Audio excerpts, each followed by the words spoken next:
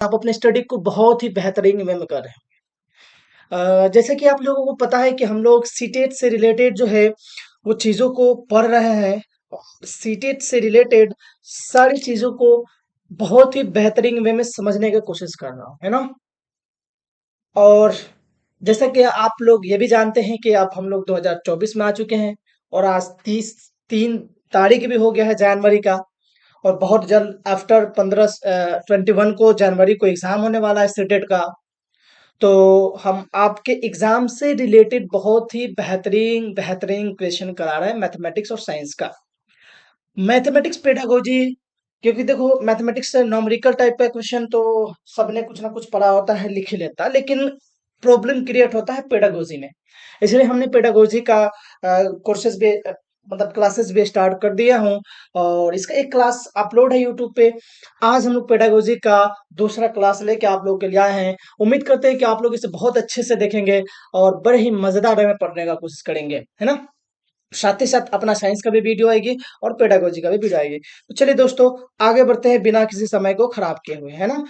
और आप अगर पहली बार आए हो इस चैनल पे एस फॉर स्टडी, तो आप प्लीज चैनल को सब्सक्राइब करें, वीडियो को लाइक करें और अपने दोस्तों को शेयर करें ताकि आपके साथ साथ उनका भी बेनिफिट हो सके। और साथ ही साथ आप इन सोशल मीडिया हैंडल पर जो आप देख पा रहे होंगे, इंस्टाग्राम, फेसबुक पेज और टेलीग्राम पेज पे भी आप फॉलो कर सकते हैं, जहां से आपको बहुत सारी जानकारी मिल जाएगी। तो चलिए आज का क्लास का शुरुआत एक बहुत ही अच्छे क्वेश्चन के साथ शुरू करते हैं दोस्तों। तो आज का ये ज्ञान की बात है, ज्ञान और विज्ञान के बाद जो आपके सामने दिख रहा होगा आज का ये बहुत शानदार सा क्वेश्चन कि हमारा व्यवहार गणित के शून्य की तरह होना चाहिए, जो स्वयं कोई कीमत नहीं रखता हो लेकिन दूसरे के साथ जुड़ने पर उसकी कीमत बढ़ा देता है। क्या सीखे हम लोग दोस्तों? कि हमारा व्यवहार गणित के शून्य की तरह होनी चाहिए, जिसका स्वयं कोई कीमत नहीं होता लेकिन दूसरे के साथ जुड़ने पर उसकी कीमत को बढ़ा देता है। तो बिल्कुल दोस्तों, आप लोग भी अपना कीमत, अपना व्यवहार, अपना मतलब हाव भाव, स्वभाव को उस तरह से बना के रखिए गणित के जीरो की तरह, कि जिसका कुछ मोल नहीं है, अकेले रहे तो, है ना? लेकिन वो दूसरों के साथ लगते चले जाए तो उसका जो है कीमत बढ़ा दे चला जाए। तो चलिए स्टार्ट करते हैं आज का ये मैथमेटिक्स लेक्चर 2 पेडागोजी। आप लोगों को पता ही होगा इनमें से, अगर आप लोगों ने पढ़ा भी होगा पहले तो, कि ये पेडागोजी का क्वेश्चन जो है वह थोड़ा सा स्टेटमेंट टाइप बेस होता है ना? अगर मैं फर्स्ट क्वेश्चन की बात करूं फ्रेंड आपसे, तो फर्स्ट क्वेश्चन कहता है कि निम्नलिखित कथनों में से कौन सा कथन गणित कक्षाओं के तर्क वितर्क के लिए, है ना, सही है? तो पहला कहता है कि इसे तर्कों के एक क्रम की तरह समझा जा सकता है जो यह दर्शाता है, यह समझाता है कि एक गणितीय परिणाम सही क्यों है।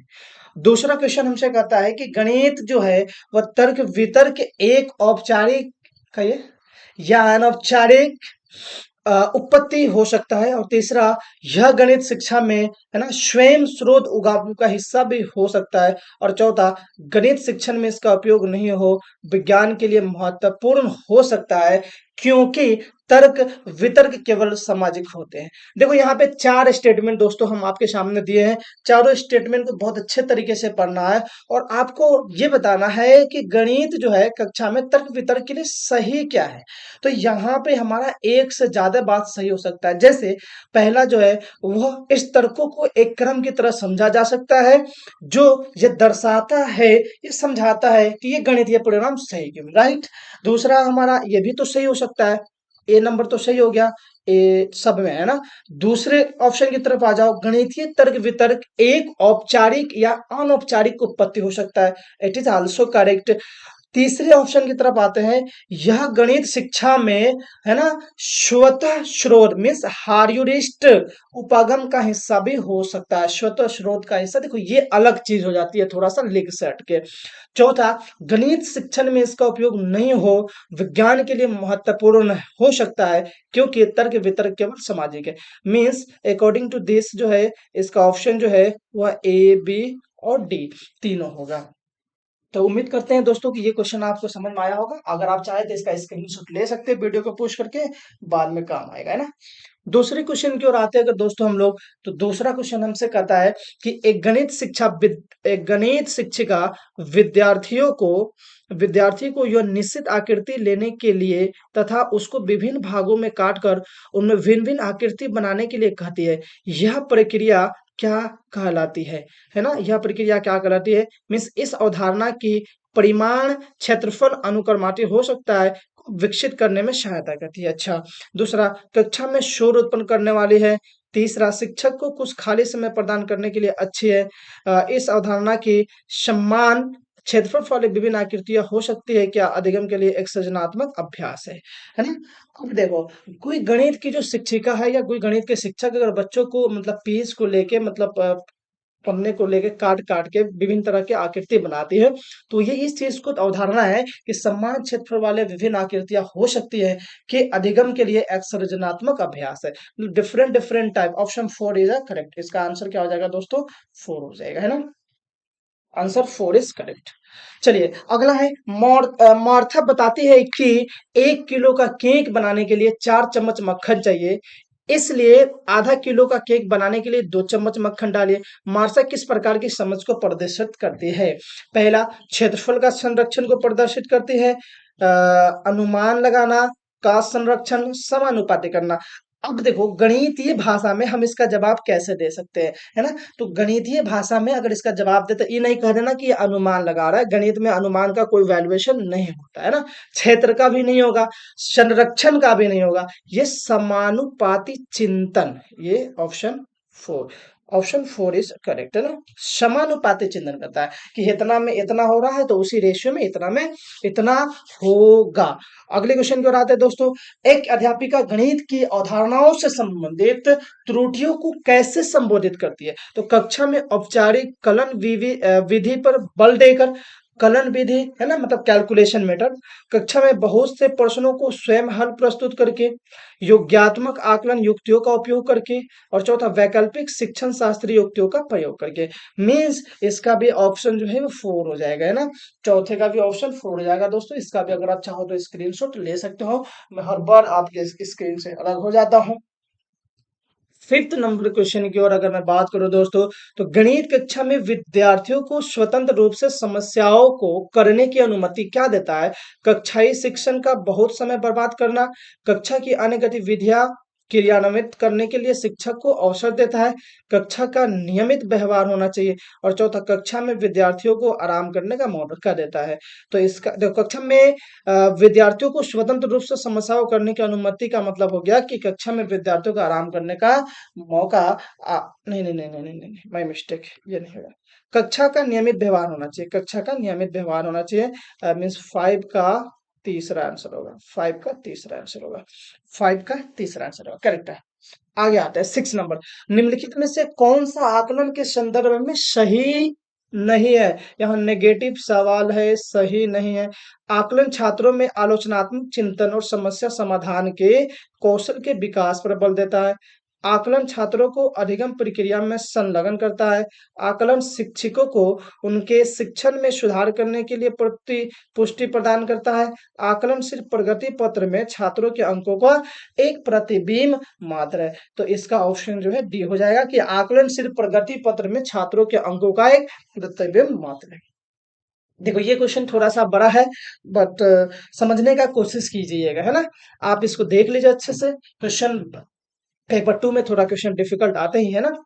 मिडिल स्कूल में गणित की एक अध्यापिका अपने छात्रों के साथ साथ कागज मोड़ने, ठीक है, विच्छेदन गतिविधियों का उपयोग सममितीय और ज्यामितीय आकृतियों के अन्वेषण के लिए करती है, ठीक है।